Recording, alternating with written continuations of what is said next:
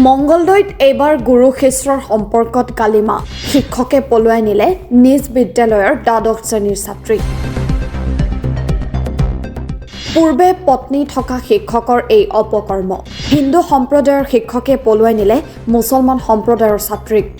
ঘটনাক লৈ ৰাইজমেল স্কুল চৌহদত আৰক্ষীয়ে ব্যৱস্থা গ্ৰহণ নকৰাৰ অভিযোগ। ঘটনা অনুসৰি যোৱা 30 জানুৱাৰীত মংগলদৈ নিকটৱৰ্তী আউলা চৌকা নৱজ্যোতি ছোৱালী উচ্চতৰ মাধ্যমিক বালিকা বিদ্যালয়ৰ শিক্ষক প্ৰাঞ্জল কুমাৰে নিজ বিদ্যালয়খনৰ দ্বাদশ শ্ৰেণীৰ ছাত্ৰীক পলুৱাই নিয়ে। ছাত্ৰীগৰাকীৰ পৰিয়ালে মংগলদৈ আৰক্ষী থানাত এজাহাৰ দাখিল কৰিছিল যদিও এতিয়ালৈকে কোনো ব্যৱস্থা গ্ৰহণ নকৰাত আজি স্কুল চৌহদত ৰাইজমেল পাতি প্ৰতিবাদ সাব্যস্ত কৰে পৰিয়ালটোৱে। পৰিয়ালৰ লোকৰ দাবী, ছোৱালীজনীক উদ্ধাৰ কৰাৰ লগতে দোষী শিক্ষকগৰাকীক আটক কৰি উপযুক্ত শাস্তি প্ৰদান কৰক। উল্লেখযোগ্য যে প্ৰাঞ্জল কুমাৰে 6 মাহ আগতে বিবাহপাশত আবদ্ধ হৈছিল অন্য এগৰাকী ছোৱালীৰ সৈতে। পত্নী থকাৰ পিছতো আকৌ নিজ বিদ্যালয়ৰ ছাত্ৰীকেই পলুৱাই লৈ যোৱা ঘটনাক গৰিহণা দিছে সদৌ অসম ছাত্ৰ সন্থাৰ দৰং জিলাৰ সভাপতিয়ে আৰু শিক্ষকজনক স্কুলৰ পৰা বহিষ্কাৰ কৰাৰ দাবী ছাত্ৰ সন্থাৰ। কি হৈছে মানে বৃহস্পতিবাৰৰ দিনা ছোৱালীজনে স্কুলত আহিম বুলি পেলাই আহিছে, তাৰপিছত মাষ্টৰে পলাই লৈ গুচি গৈছে। মোৰ ছোৱালী হ'ল মুছলিম আৰু হিন্দু মাষ্টৰৰ লগত পলাই গৈছে, অপহৰণ হিচাপত লৈ গুচি গৈছে। গতিকে ছোৱালীজনীৰ নাম মিছ মমিয়াৰা বেগম, শিক্ষকৰ নাম শ্ৰী প্ৰাঞ্জল কুমাৰ। এতিয়া আপুনি কি ব্যৱস্থা গ্ৰহণ কৰিছে? এতিয়া আগতে একবাৰ তেওঁ বিয়া হৈছে, গতিকে মোৰ ছোৱালী মোক লাগে, আপোনালোকৰ সহযোগত ছোৱালীজনী যাতে আহে। আপোনালোকে এজাহাৰ দাখিল কৰিছে? এজাহাৰ কৰিছোঁ। ক'ত দিছে? মঙলদৈ থানা আমাৰ। মঙলদৈ থানা। হয়। ইতিমধ্যে ৰাইজমেলো হৈছে।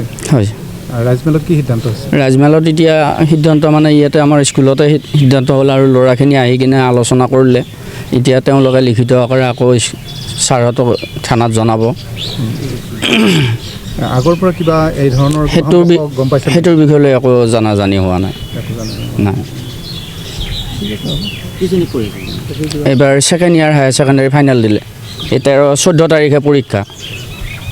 এতিয়া তাৰমানে হয় সৰস্বতী পূজা আৰু 14 তাৰিখে পৰীক্ষা আছে। পৰীক্ষা দিবৰ কাৰণে তাৰমানে এইটো পূৰা যোজা চলাই আছিলোঁ। গতিকে এতিয়া পৰীক্ষা 2 কৰিলে, তেওঁতো অপহৰণে কৰিলে। গতিকে এতিয়া আপোনালোকৰ যোগেদি ছোৱালী এতিয়া আমি সেই কথাটোকে চাই আছোঁ যে মাননীয় মুখ্যমন্ত্ৰী ডাঙৰীয়াই বহু সময়ত বহু বিবাহ বাল্য বিবাহ এইবিলাকৰ বিৰুদ্ধে তেখেতে কয় আৰু বিভিন্ন ধৰণৰ কথাত তেওঁ মানে অভিযান এটা আৰম্ভ কৰি দিয়ে।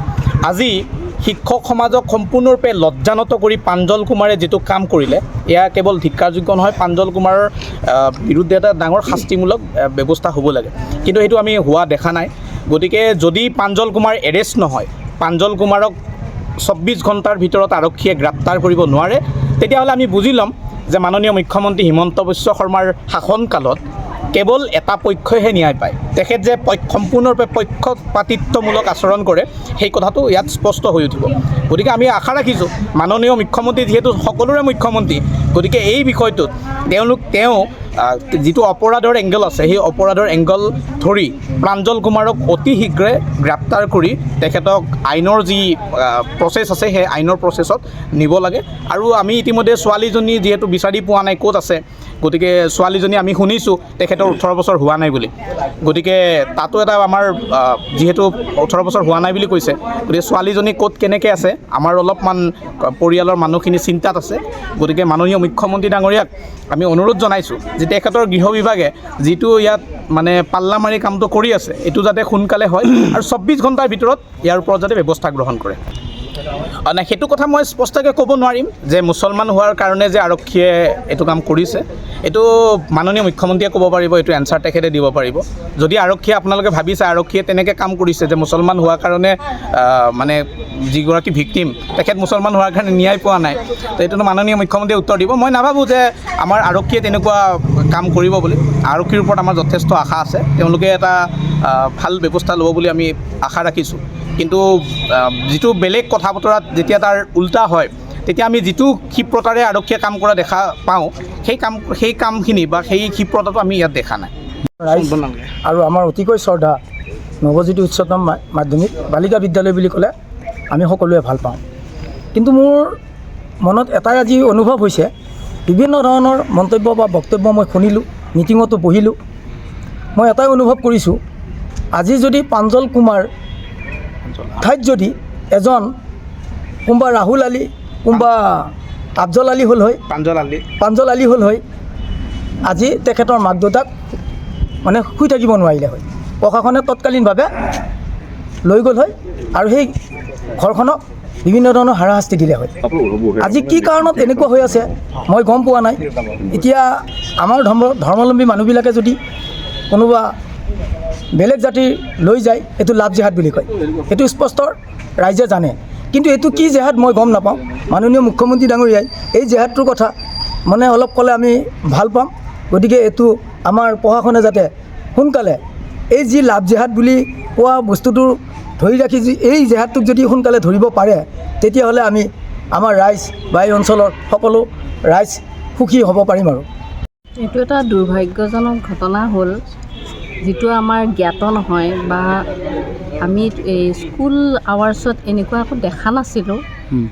প্ৰায়খিনি শিক্ষকে ছোৱালীবিলাকক মাতে, খা খবৰ লয়, গতিকে সেইটোৱে ইমান সন্দেহজনক বিষয় বুলি আমি ভবা নাছিলোঁ। এতিয়া যেতিয়া এই ঘটনাটো ঘটিল, তাৰপিছতহে আমি কথাটো গম পাওঁ যে তেওঁৰ এই ছোৱালীজনীৰ লগত কিবা এটা সম্পৰ্ক আছিল। এতিয়া আগতীয়াকৈ আমি একো উমান পোৱা নাই, যেতিয়া আমি এই বিষয়ত অজ্ঞাত বুলিয়ে ক'ব লাগিব।